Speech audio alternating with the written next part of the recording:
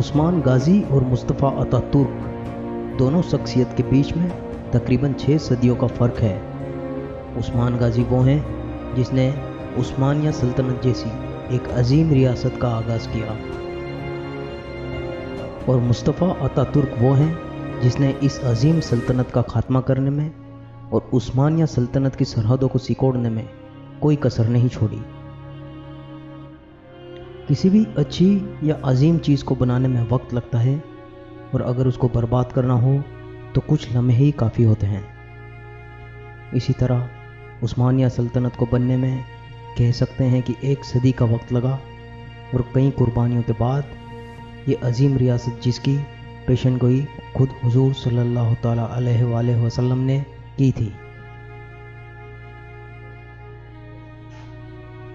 آپ نے فرمایا تھا، ایک حکومت آئے گی جو قسطنطنیہ کو فتح کرے گی، اور وہ حکومت کے جنگجو اربوں سے زیادہ قابل ہوں گے، اور ان میں دین کی محبت بھی اربوں سے زیادہ ہوگی۔ جو کہ عثمان غازی نے قسطنطنیہ فتح کیا اور عثمانیہ سلطنت کی نیو ڈالی، جو حضور صلی اللہ تعالیٰ علیہ وآلہ وسلم کی خلافت کی نظام کے مطابق ہی چلنے والی حکومت تھی۔ عثمان غازی کو اتنی عظیم سلطنت کو وجود میں لانے کے لیے بہت جدوجہد کرنی پڑی، اور عثمان غازی کی جدوجہد ان کے والد ارطغرل غازی کی بدولت اس عروج پہ پہنچ سکی کہ نتیجتاً ایک عظیم سلطنت کی شکل اختیار کر گئی۔ عثمان غازی کی پیدائش 1285 میں سوگت شہر میں ہوئی، جو بصرہ کے پاس واقع ہے۔ عثمان غازی ارطغرل غازی کے 3 بیٹوں میں سے ایک تھے، اور ان کی والدہ کا نام حلیمہ خاتون تھا۔ عثمان غازی جب کئی قبیلے کے سردار بنے تب وہ محض 23 سال کے تھے۔ تب تک ارطغرل غازی کا انتقال ہو چکا تھا، اور عثمان غازی اگلے 27 سال تک قبیلے کے سردار رہے۔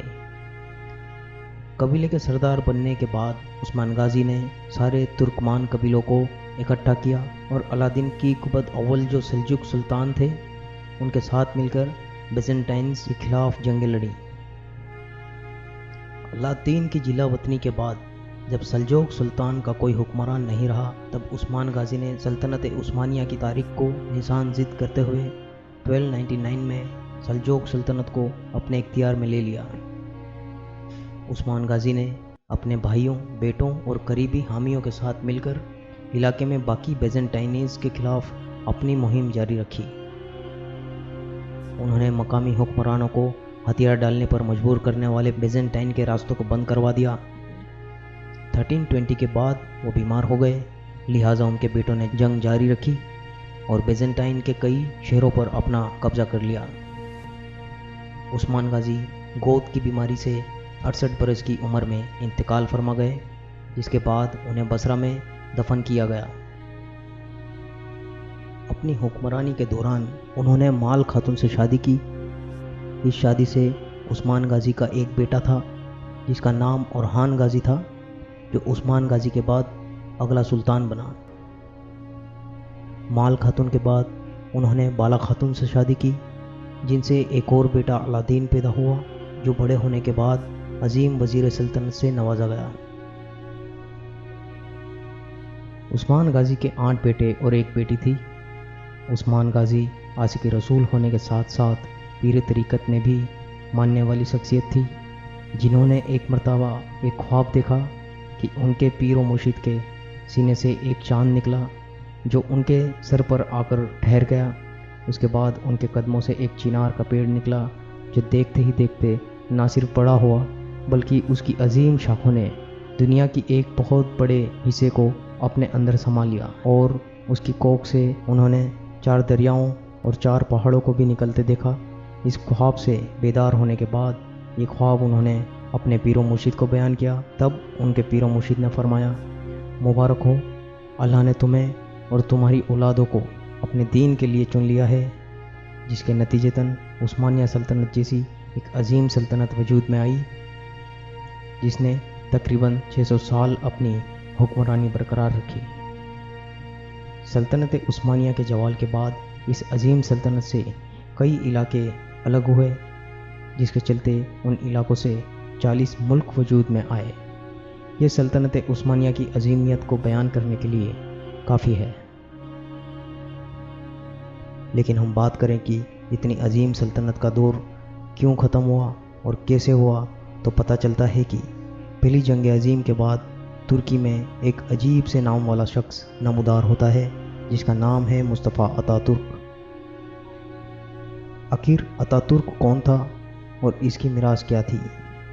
اتاترک سال 1881 میں سالونیکا میں پیدا ہوا، جو موجودہ دور میں یونان کے نام سے جانا جاتا ہے۔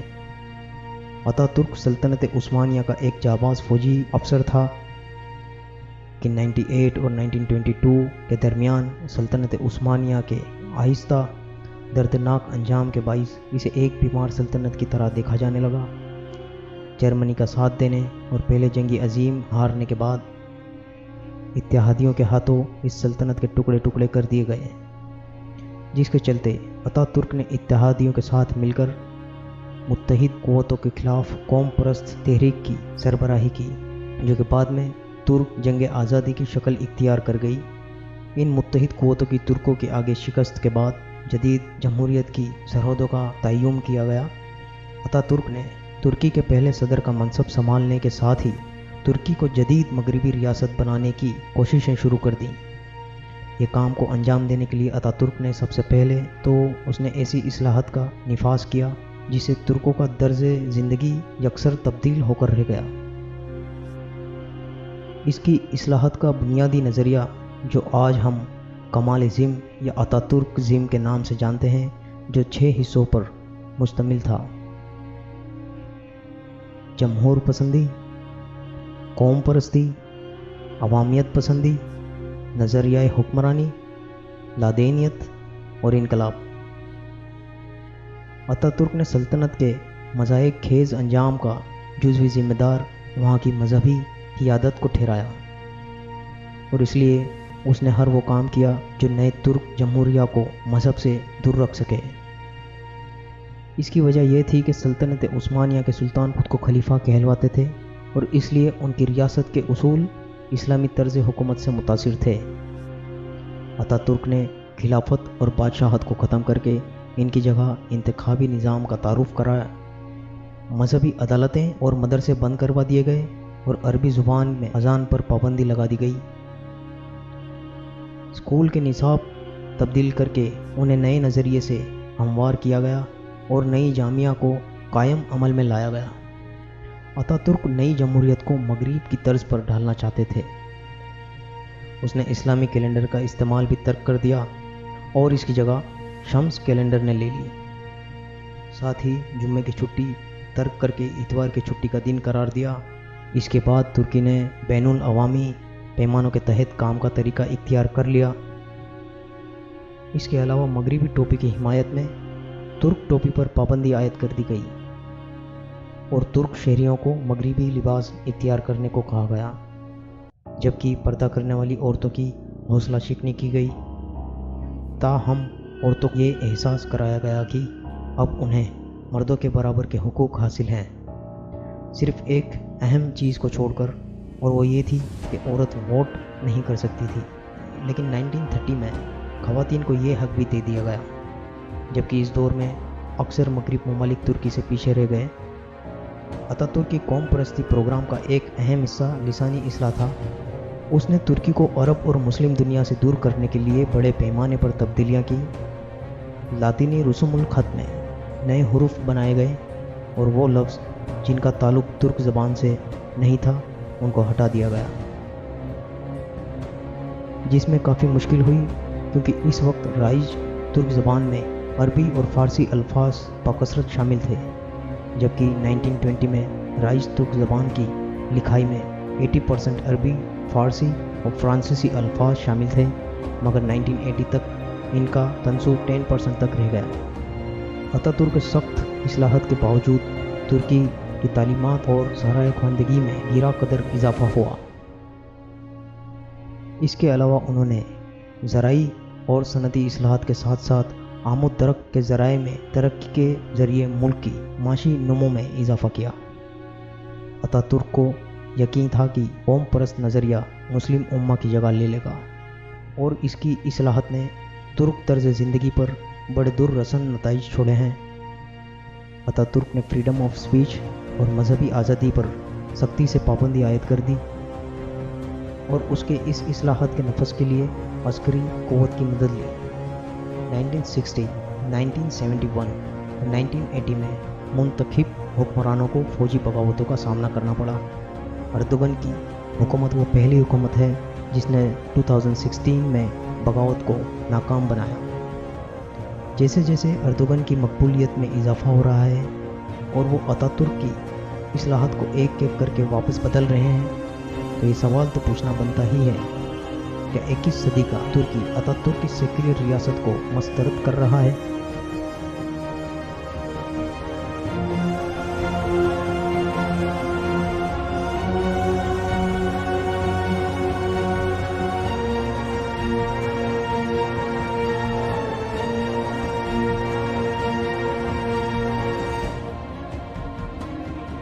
दोस्तों, वीडियो देखने का शुक्रिया।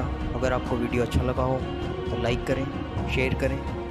मज़ीद इस तरह के वीडियो देखने के लिए हमारे चैनल को सब्सक्राइब करना ना भूलें। मैं आपको मिलूँगा अगले इसी तरह के नए इंटरेस्टिंग वीडियो में।